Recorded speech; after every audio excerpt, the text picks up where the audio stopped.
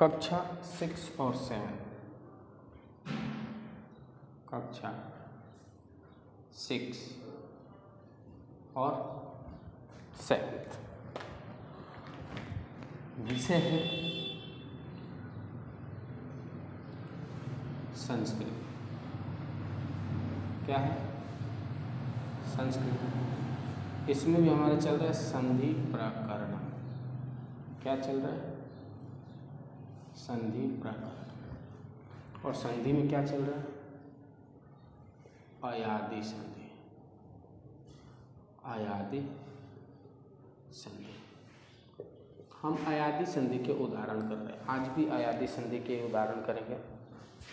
जैसे पहला उदाहरण गए प्लस अंत्य। ठीक है, पहला पद दूसरा पद। पहले पद के अंत में ध्यान से देखें तो आई आ गया, प्लस करके अ क्या है? एक स्वर है।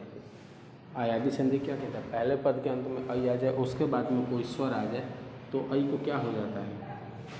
आय आदेश हो जाता है। आई को क्या हो जाता है? आय आदेश हो जाता है। अब ग के ऊपर से स्वर हट गया तो ग आधा। आई को हटा करके हम उसे आय आदेश किए हैं, प्लस अंत्य, ये बच गया। अब इनको आपस में जोड़ने की प्रक्रिया होती है। तो अब ग में या का मात्रा, आ का मात्रा जुड़ जाएगा, य में अ जुड़ जाएगा, आधा न और थे, तो क्या बन जाएगा? गायन्ते। क्या बन जाएगा? गायन्ते। उदाहरण नंबर 2 भव प्लस उका। भव प्लस उका, पहला पद दूसरा पद। पहले पद के अंत में देखो औ आ गया, प्लस करके उ क्या है? एक स्वर है। अपना नियम कहता है कि पहले पद के अंत में औ आ जाए, उसके बाद में कोई स्वर आ जाए तो औ को क्या आदेश हो जाता है? आव आदेश हो जाता है। अब भ के ऊपर से स्वर हट गया तो भ आधा। औ को हम आव आदेश कर दिए, प्लस उका। अब इनको आपस में जोड़ देंगे तो क्या हो जाएगा? भावुक। क्या हो जाएगा? भावुक। क्या हो जाएगा? भावुक। इस प्रकार से बना भावुक शब्द। ये पहला।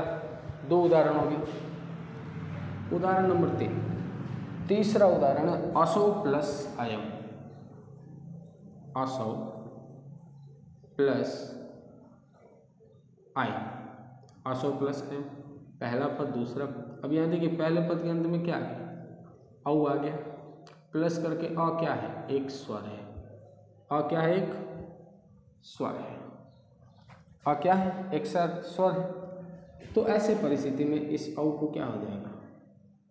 आव आदेश हो जाएगा। क्या हो जाएगा? आव आदेश हो जाएगा।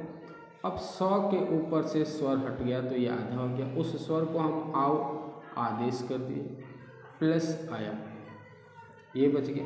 अब इनको आपस में जोड़ देंगे तो क्या हो जाएगा? आशा वयम। क्या हो जाएगा? आशा वयम। क्या तैयार हो जाएगा? आशा वयम। अब नंबर 4 पे अग्नो प्लस ए। अग्नो प्लस ए, पहला पद दूसरा पद। पहले पद के अंत में देखो यहाँ पे औ आ गया, प्लस करके ई क्या है? एक स्वर है। पहले पद के अंत में औ आ जाए, उसके बाद में कोई स्वर आ जाए तो औ को क्या होता है? आव आदेश होता है। क्या होता है? आव आदेश होता है। अब न के ऊपर से औ हट गया तो न आ गया, इस औ को आव आदेश हो गया, प्लस ई। तो अब इनको आपस में जोड़ देंगे तो अब ग में आ का मात्रा लग जाएगा, व में छोटी ई का मात्रा लग जाएगा और तो अग्नवी अपना उदाहरण तैयार हो जाएगा। क्या हो जाएगा? अग्ना ए। उदाहरण नंबर 5, पांचवा उदाहरण दिया हुआ भव प्लस आयते। क्या दिया हुआ? भव प्लस आयत, ये दिया हुआ है। पहला पद दूसरा पद। अब ध्यान से देखें, यहाँ पहले पद के अंत में क्या आ रहा है? औ आ रहा है। क्या आ रहा है? औ आ रहा है, प्लस करके अ क्या है? एक स्वर है। तो पहले पद के अंत में औ आ जाए, उसके बाद में कोई स्वर आ जाए तो औ को क्या हो जाता है? आव आदेश हो जाता है। क्या हो जाता है? आव आदेश हो जाता है। अब भ के ऊपर से औ का स्वर हो गया, हट गया तो भ आदि। औ को हम आव आदेश किए हैं, प्लस आयते। अब इसको आपस में जोड़ देंगे तो क्या बन जाएगा? भावयति, भावयति क्या बन जाएगा? भावयति। क्या बन के तैयार हो जाएगा? भावयति। नंबर 6 पे है इंदु प्लस उदिते,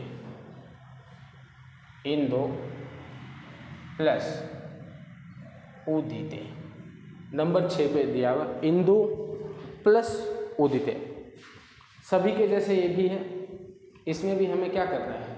उन्हीं नियमों का पालन करना है। जैसे पहला पद दूसरा पद, यहाँ पहले पद के अंत में क्या आ गया? औ आ गया, प्लस करके ऊ क्या है? एक स्वर है। तो ऐसे परिस्थिति में क्या हो जाएगा? इस औ को क्या हो जाएगा? आव आदेश हो जाएगा। क्या हो जाएगा? आव आदेश हो जाएगा। अब द के ऊपर से औ का मात्रा हट गया तो द आधा, इस औ को हम आव आदेश कर दिए, प्लस ऊ दीते, ये बचा है। इनको आपस में जोड़ देंगे तो क्या बच जाएगा? इंदा ऊ दीते। क्या बन जाएगा? इंदा ऊ दीते। तो इस प्रकार से आप इनको सरलता से समझ करके अयादी संधि के नियमों को पढ़ करके अयादी संधि को सरलता से समझ करके इनको आप हल कर सकते हैं। बस नियम का ध्यान रखना है कि अयादी संधि 4 स्तरों पे पूरी होती है। वो जिन 4 स्तरों पे ये पूर्ण होते हैं उन 4 स्तरों को ध्यान रखना है। पहले पद के अंत में ए आए तो उसको अय आदेश होता है, आई आए तो उसको आय आदेश होता है, ओ आए तो उसको औ आदेश होता है, और औ आए तो उसको आव आदेश होता है। ये 4 मुख्य बातें हमें ध्यान रखनी है। यदि इन 4 बातों को हम ध्यान रख लेंगे तो अयादी संधि हम बहुत ही सरलता से कर सकते हैं। तो आज के लिए इतना ही। धन्यवाद।